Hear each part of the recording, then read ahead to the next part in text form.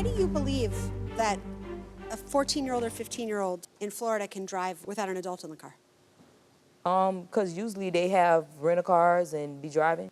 If you're letting a 14-year-old or a 15-year-old drive your vehicle, that's illegal in Florida.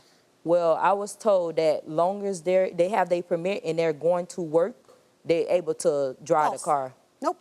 It's not the law in Florida. Oh, well, I don't know who told you that, but you should know for the future.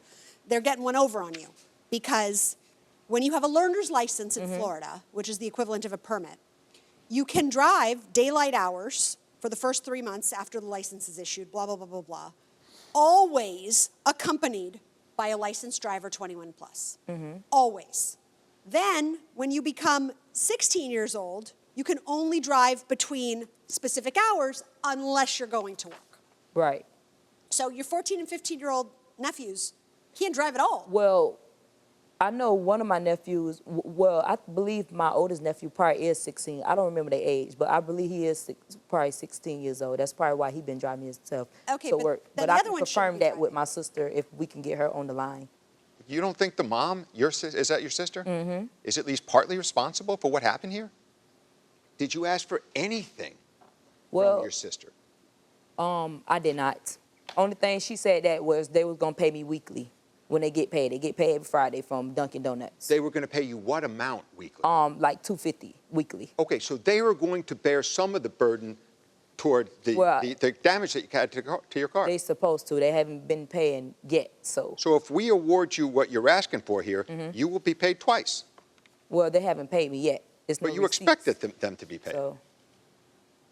Kind of Right, you're but asking for my thing both is of they you to didn't pay. crash the car. He crashed the car. He the responsible for crashing the car, period. Let me ask you, in that text that I showed you earlier, where you're texting your nephew and telling him, tell him to bring my damn car back. I don't even know if that boy can drive.